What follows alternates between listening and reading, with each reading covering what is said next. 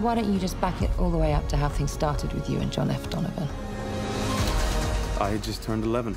Kids at school were mocking me for being a new guy. Rupert! Sorry. My mom and I, we were barely speaking anymore. All my dreams had disappeared. The only one that had survived was John. We'll get photo approval, right, Bob? Yeah, and you're getting a pony for Christmas. Salut, c'est Decade. Salut, c'est Sienna. On vient de voir Ma vie avec John F. Donovan et on va vous en parler en 5 points.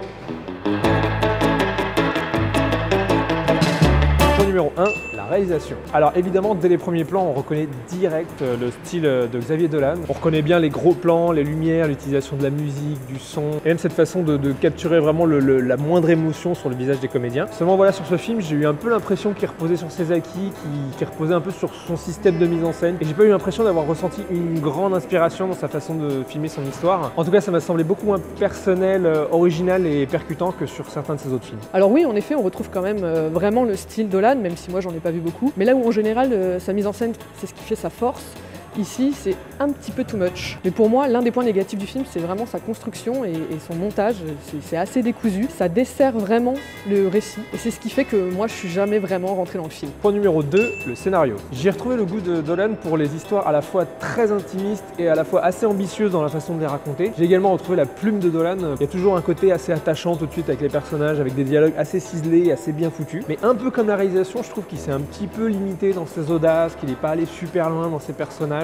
J'ai un petit peu l'impression qu'il s'est perdu dedans, qu'il savait plus trop de qui parler, de quoi raconter, sur quoi finir. Bon, au final, ça tient debout quand même, mais le résultat est quelque peu laborieux sur les bords. Alors il faut savoir quand même que pour ce film, Xavier Dolan a dû réécrire plusieurs fois son scénario, et malheureusement ça se sent. Et moi, à la base, j'étais vraiment pas motivée par l'histoire, mais je reconnais quand même une certaine originalité. Mais en revanche, moi, dès le milieu du film, je savais exactement où il voulait en venir. J'aurais presque pu prédire tout ce qui allait se passer jusqu'à la fin. J'attendais quand même une petite surprise qui n'est malheureusement jamais venu. Et puis en effet, les personnages sont très bien écrits pour la plupart, mais il y en a quand même qui sont vraiment caricaturaux. Point numéro 3, les acteurs. Alors encore une fois, avec ce film, j'ai retrouvé le talent de Xavier Dolan pour diriger les acteurs et vraiment tirer le meilleur. Jacob Tremblay est comme d'hab ultra impressionnant pour un gamin. Ken Sarandon est vraiment très bien. Et Kit Harington, donc j'avais une grosse crainte le concernant.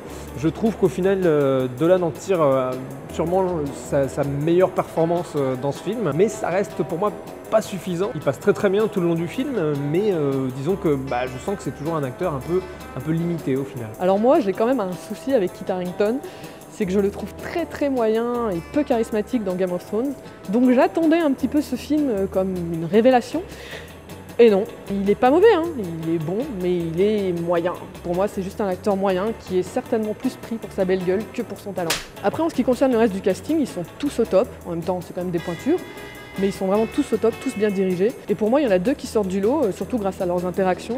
Ce sont Nathalie Portman et Jacob Tremblay qui sont très justes. Point numéro 4, les thématiques. Alors c'est sans doute pour moi le point le plus décevant du film au final. Je parlais de l'aspect un peu chantier, un peu foutoir du scénario qu'on peut ressentir ici ou là. Je trouve que là où ça se ressent le plus, c'est dans la façon de traiter les thématiques. Sans le dévoiler, il y a quand même un message qui est amené, hein, quand même on comprend, on voit où il veut en venir. Et c'est du coup hyper décevant d'avoir comme ça dans l'écriture une ambition, des niveaux de narration diverses, beaucoup de thèmes potentiels à traiter et de ne parler finalement que de ce message-là en particulier. Au bout d'un peu plus de 2 heures de film, on ressort du film en disant « Ah, tout ça pour ça ». Alors oui, on retrouve énormément de thèmes chers à Dolan dans ce film, hein, le rapport à la mer, la célébrité, l'homosexualité. Mais là où moi j'ai pas forcément de soucis avec certains auteurs ou réalisateurs qui tournent souvent autour des mêmes thèmes, le problème là, c'est que Dolan, je trouve qu'il ressasse et surtout qu'il commence à lasser en fait. Et puis surtout dans ses précédents films, c'est quand même amené avec subtilité.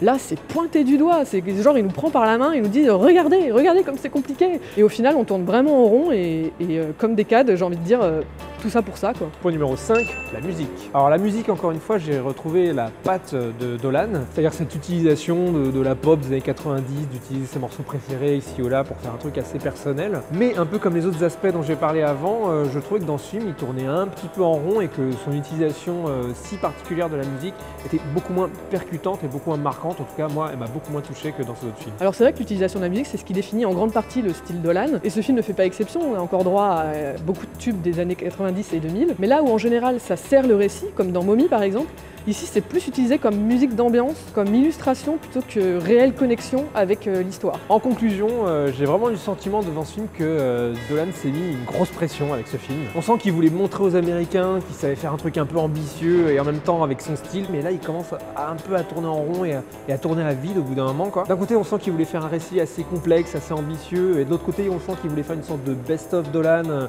mais finalement un peu dilué, un peu éventé, quoi. Mais néanmoins il a quand même un vrai talent de mise en scène à la base, ça se sent et ça se voit tout de suite. Donc ça fait que le film se suit, se regarde, est assez original au final et assez frais pour ceux qui n'ont jamais vu de Xavier Dolan. Donc ça reste honorable, mais pour moi je trouve qu'il n'est pas à son top. Donc je vais mettre la note plutôt sympa de 6,5. Alors vous l'aurez compris, hein, j'ai pas vraiment aimé le film. En fait on dit souvent qu'on peut résister à la beauté et pas au charme, et pour moi les films de Dolan c'est ça, ce sont de très beaux produits, mais qui manquent de charme et qui moi ne me touchent pas réellement en fait. Et c'est une fois de plus le cas avec ce film malheureusement. Dolan m'a un peu laissé sur le bord de la route et puis surtout, je me suis profondément ennuyée quoi. Le film m'a paru interminable. Mais malgré tout, c'est quand même bien réalisé, c'est incarné, il y a une vraie identité, c'est du travail soigné, donc du coup, je vais quand même lui mettre un 6 sur 10.